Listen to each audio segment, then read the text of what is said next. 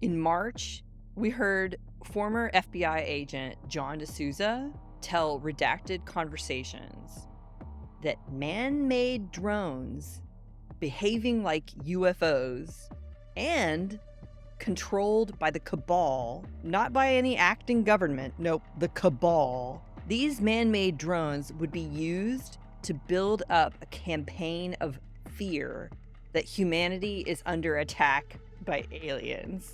Okay, crazy lunatic stuff from any normie's point of view, but perfect for this podcast. Welcome to the Woo There It Is podcast, the podcast about all things paranormal, strange, and weird. I don't know if any of you listen to the Redacted show. It's a news show, and the guy who runs it, he and his wife run it. His name is Clayton Morris. He used to do Fox News, and I know she used to do, I used to see her on Tech News Today. And so they're both relatively well-pedigreed journalists. I haven't heard a lot of nonsense on that show. But the other day, I saw something that I thought was so insane. It was almost like, it was definitely clickbait. And so I went ahead and I clicked on it. It said, the title of this particular interview said, former FBI agent exposes the truth of the UFO invasion. And this is an interview between Clayton Morris and this man named John D'Souza. I've never heard of him before, but he's written 3 books, and all of them are Woo There It Is subject material, so I'm definitely going to be checking those out soon. But apparently he's a former FBI agent. And not only that, but he's the dude whose work The X-Files was based on. So literally the first season of The X-Files is based on cases that he did. Within 2 seconds of this interview, I'm avidly listening and I'm freaking out. And he said so many crazy things, but let's get into it. So by the way, this interview was published March the 19th, 2023. I did notice a series of weird events. This is kind of an impromptu podcast, so I am going to get into some related things that happened after this. So let's get into it. So one of the reasons that Clayton Morris even decided to have D'Souza on his show was that apparently D'Souza had predicted something that was going to happen. And what D'Souza said was that the United States was going to use some sort of fake alien event. And literally, this was followed almost immediately by that weird Chinese balloon that traveled all across the United States of America before they shot it down.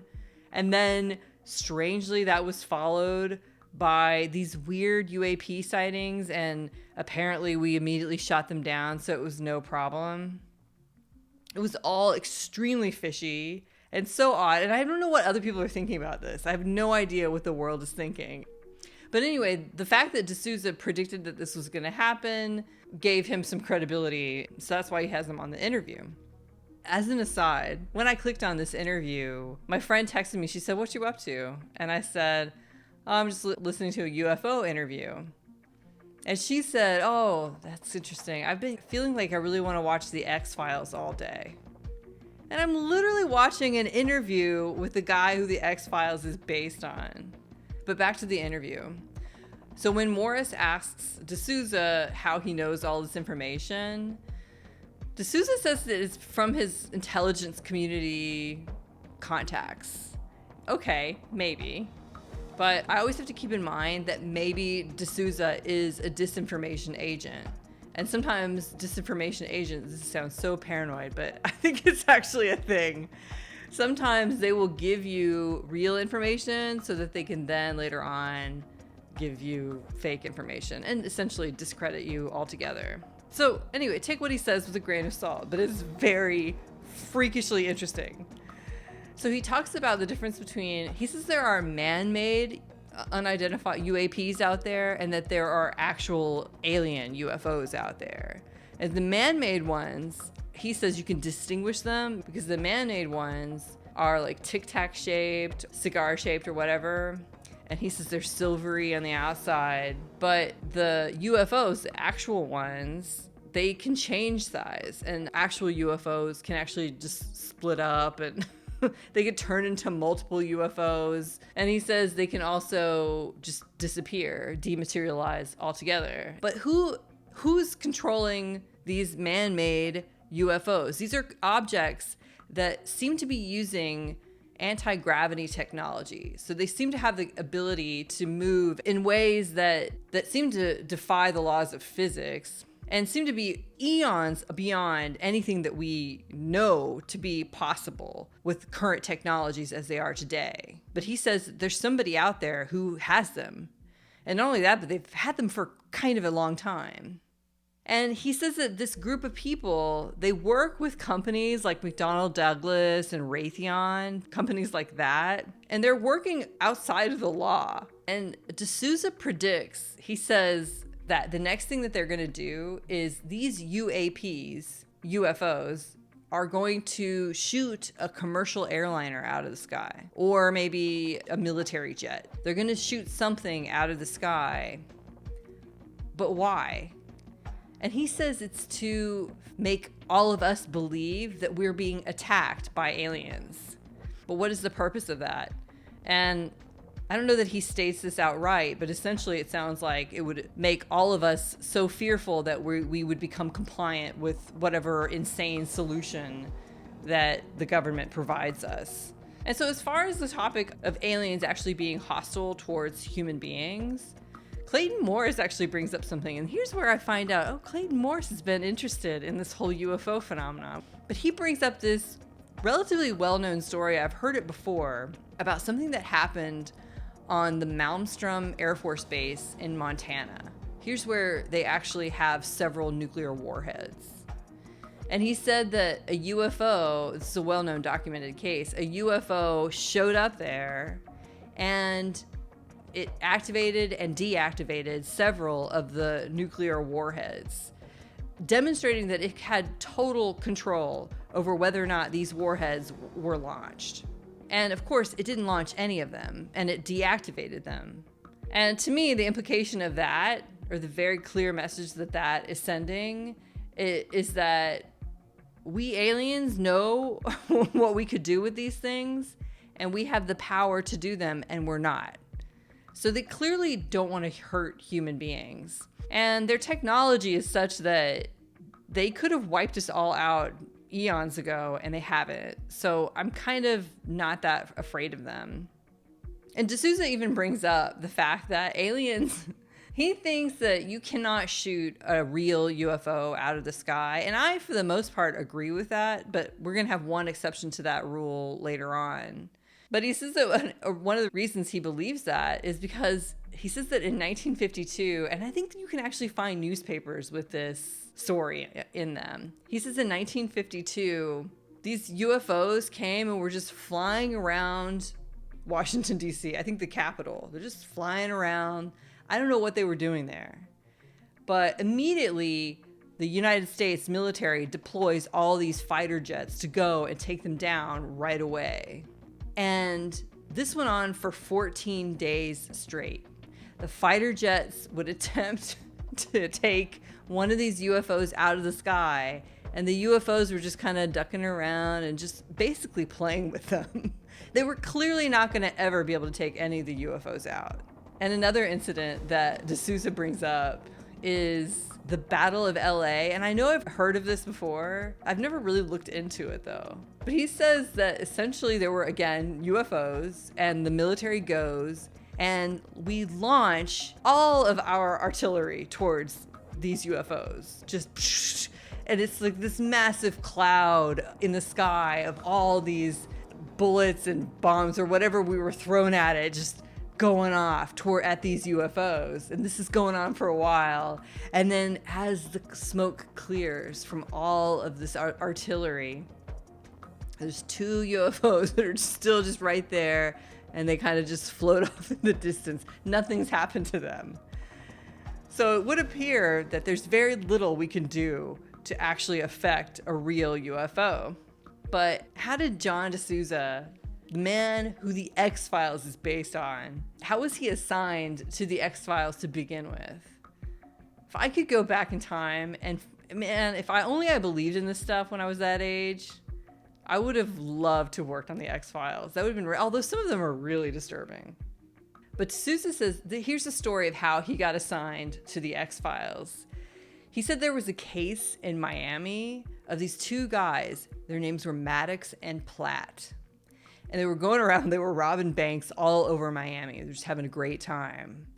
And finally, the FBI caught them. And there was this huge shootout.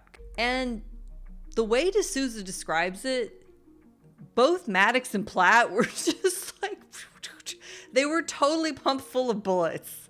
But they still got up and picked up their guns and just started shooting the FBI and the police just full of bullets. And they took down a boatload of cops that day and FBI after they'd already been pumped full of bullets themselves.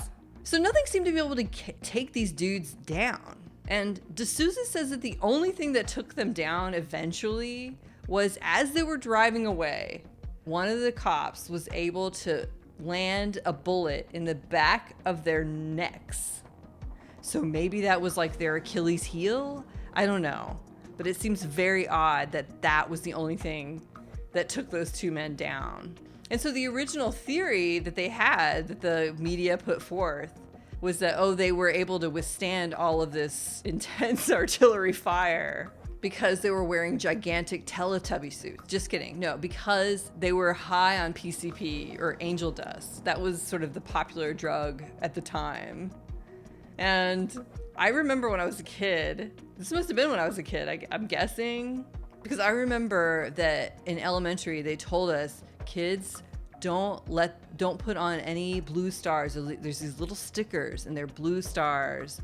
And if you put it on, I don't know, you'll be poisoned with PCP and you'll die or whatever. And so I remember I was so scared. Like I was afraid like a blue star would just find its way on my arm or something.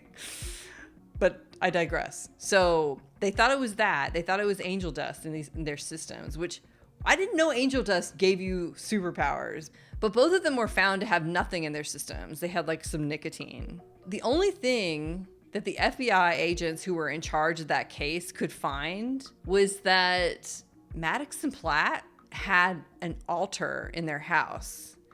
And this is an altar to the Norse god Loki. I'm actually serious. This is exactly what D'Souza says. It was an altar to the Norse god Loki. And they had clearly been making sacrifices to this Norse god. I don't know what the sacrifice entailed. And they were calling on what D'Souza calls berserker spirits. Apparently they were calling in these berserker spirits and they gave them some sort of supernatural power. That's the only thing that these agents were really able to find.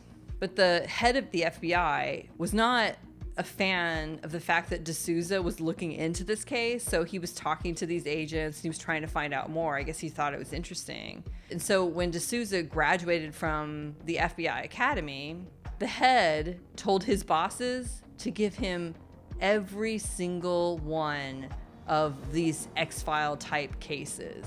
He thought we would overload the guy and he would quit or something because he just didn't like D'Souza. But quite the contrary, D'Souza really enjoyed it. And this was his calling, the X-Files.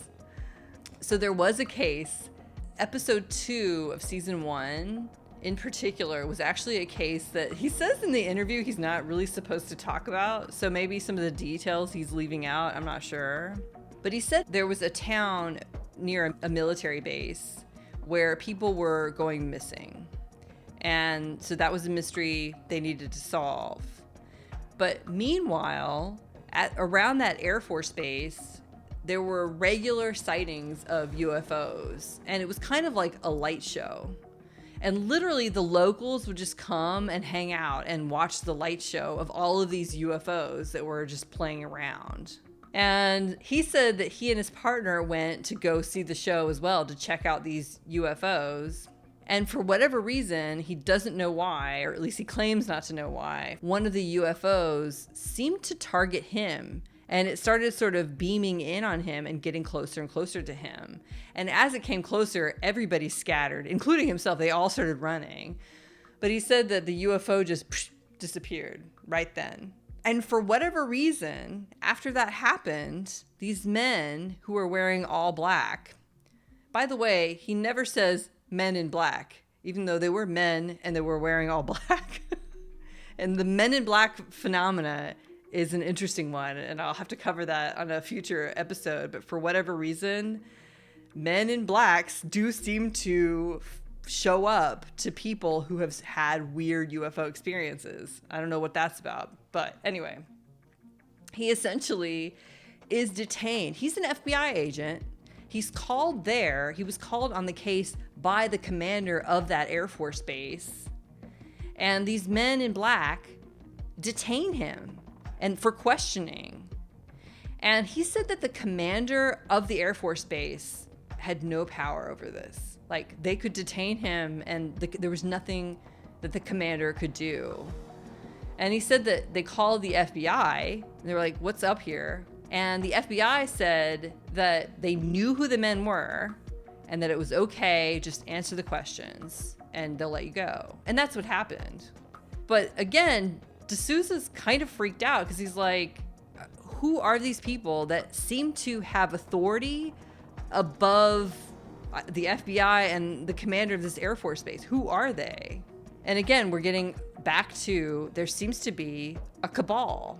So when he says this, when he talks about the cabal, Clayton Morris asks him, could you elaborate? Like, what is really the cabal?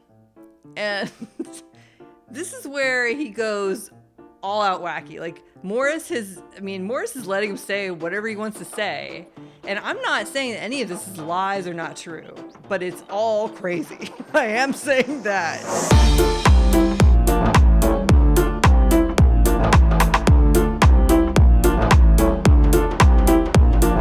That is going to do it for this week's episode. Thanks so much for tuning in, and stay tuned for a preview of the next episode.